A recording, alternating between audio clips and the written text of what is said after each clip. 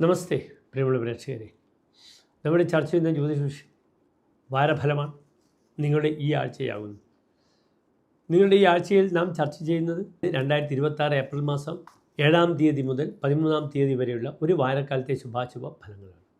ഈ ആഴ്ചത്തെ വാരഫലം ചർച്ച ചെയ്യുമ്പോൾ ഗ്രഹങ്ങളുടെ സ്ഥിതി കൂടി പ്രിയമുള്ള പ്രേക്ഷകർ മനസ്സിലാക്കുക. ഇപ്പോൾ ഈ വാരത്തിൽ ശുക്രൻ മേടൻ രാശിയിലാണുള്ളത്, വ്യാഴം മിഥുനൻ രാശിയിലും, കേതു ചിങ്ങൻ രാശിയിലും, ചന്ദ്രൻ ധനുവിലും, 12-ാം ഭാവത്തിൽ സൂര്യനും ചൊവ്വയും ശനിയുമാണ് സ്ഥിതി ചെയ്യുന്നത്. ഓരോ രാശിക്കാർക്കും ഈ വാരഫലം, ഈ വാരക്കാലം ആഴ്ച എപ്രകാരമായിരിക്കുമെന്നാണ് നാം ചർച്ച ചെയ്യുന്നത്.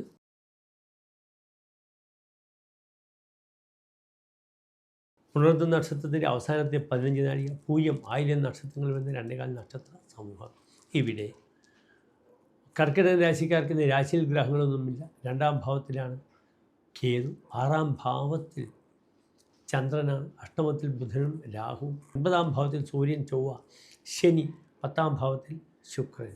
ഇവിടെ കർക്കിടകൻ രാശിക്കാർക്ക് വരവ് ചെലവ് തമ്മിൽ ഒത്തുചേർന്ന് മാത്രം മുന്നോട്ട് നീങ്ങും. വരവിനേക്കാളും വളരെയധികം ചെലവ് വരും. ഒരു ഷോയിങ് ഓഫിനും നിൽക്കാൻ പാടില്ല. കാരണം 10-ൽ ശുക്രൻ വരുമ്പോൾ അനാവശ്യമായ ഷോ ഓഫ് പ്രകടിപ്പിക്കുക, എന്നിട്ട് ധനനഷ്ടം വരിക, തനിക്ക് പറ്റാത്ത ഉത്തരവാദിത്തങ്ങളൊക്കെ ഏറ്റെടുക്കുക. ഇപ്പം ധർമ്മദൈവങ്ങളൊക്കെ തന്നെ വലിയ ഉത്സവങ്ങളും കാര്യങ്ങളൊക്കെ വരുന്ന സമയമാണ്. അപ്പോൾ അതിൻ്റെ ഒരു ഭാഗഭാക്കാകാൻ ശ്രമിക്കുക. അതിനുമപ്പുറത്ത് അവിടെ പ്രധാനിയാകാൻ വേണ്ടി പലപ്പോഴും തനിക്ക് പറ്റാത്ത ഉത്തരവാദിത്തങ്ങൾ ഏറ്റെടുത്ത് തനിക്ക് പറ്റാത്ത രീതിയിലുള്ള ധനസഹായങ്ങളൊക്കെ പ്രഖ്യാപിച്ച അവസാനം സ്വയം ഇളിഭ്യനാകുന്ന അവസ്ഥ വരും. ധാരാളം ശത്രുക്കളും വരും. പല സ്ഥലത്തും നേരിട്ടുള്ള ഏറ്റുമുട്ടുകൾ ഉണ്ടാകും. ഈ ഇലക്ഷനിൽ വരുന്നത് പോലെ അഷ്ടമത്തിൽ ബുധൻ രാഹുവോട് കൂടിയാണ് നിൽക്കുന്നത്. പല സഹായികളും മറുകണ്ടം ചാടുക, അല്ലെങ്കിലും എന്ത് സംഭവിക്കും, രേഖാപരമായ പല പേപ്പറുകളൊക്കെ ചോർത്തിയെടുക്കുക, എന്നിട്ട് തനിക്കെതിരെ അപവാദങ്ങൾ ഉപയോഗിക്കുക. ഇങ്ങനെയുള്ള ധാരാളം വിഷയങ്ങൾ വരും. ഓഫീസിലായാലും മറ്റ് കർമ്മസങ്കേതങ്ങളിലായാലും പ്രിയപ്പെട്ട ആളുകൾ ശത്രുക്കളായി അപ്പുറത്തേക്ക് മാറുക, എന്നിട്ട് മറുകണ്ടം ചാടി തനിക്കെതിരെ ധാരാളം അപവാദങ്ങൾ പരത്തുക. ഇങ്ങനെയുള്ള ധാരാളം ബുദ്ധിമുട്ടുകൾ വരും. നിർബന്ധമായും ധർമ്മദൈവ സങ്കേതങ്ങളായ ക്ഷേത്രങ്ങളിലൊക്കെ പോയി വഴിപാടുകൾ ചെയ്യുക. പുതിയ മലയാള മാസം ആരംഭിക്കാൻ അത്ര ദിവസമേ ഉള്ളൂ. അതിന് ഏറ്റവും നല്ല സമയമാണ് ഇനി വരുന്നത്.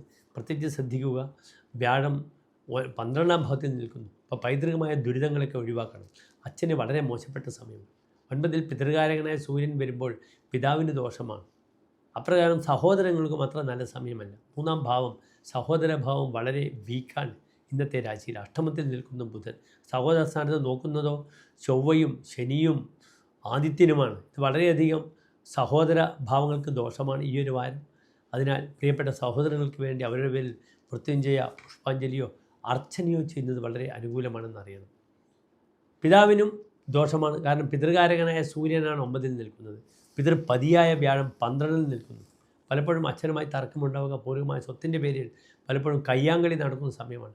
നിയന്ത്രണം പാലിച്ചേ മതിയാവുകയുള്ളൂ. കർക്കിടകൻ രാശിക്ക് പല രീതിയിലുള്ള ശത്രുക്കൾ വരും. അത് ചന്ദ്രനാണ്. ശത്രു വരും, ശത്രുവിനെ ജയിക്കും, വീണ്ടും ശത്രു വരുമെന്നാണ്. വളരെയധികം എല്ലാ ഗ്രഹങ്ങളും പിഴച്ചു നിൽക്കുന്ന ഒരു അവസ്ഥയിലാണ് യഥാർത്ഥത്തിൽ കർക്കിടകം രാശിക്കാർ. വളരെ ശ്രദ്ധിക്കണം. ശ്രീരാമസ്വാമിയുടെ നക്ഷത്രമാണ് പുണർദം നക്ഷത്രം. കർക്കിടക രാശിക്കാർ ഈ ഒരു വാരത്തിൽ നിർബന്ധമായും എന്ത് ചെയ്യണം? ശ്രീരാമസ്വാമി ക്ഷേത്രത്തിൽ പോവുക, അവിടെ ഹനുമാൻ സ്വാമിക്ക് വഴിപാടുകൾ ചെയ്യുക, അവൽ നിവേദ്യം ചെയ്യുക, ശ്രീരാമസ്വാമിക്ക് പുഷ്പാഞ്ജലി പായസം ചെയ്യുക, അല്ലെങ്കിൽ ശ്രീരാമ അർച്ചന ചെയ്യുക. ഇതൊക്കെ വളരെയധികം ഈ മാസത്തുള്ള ക്ലേശങ്ങളെ ഒരു പരിധിവരെ പിടിച്ചു കെട്ടി നമുക്ക് രക്ഷാകവചം ഒരുക്കാൻ നല്ലതാണെന്ന് അറിയിക്കട്ടെ. നന്ദി, നമസ്തേ.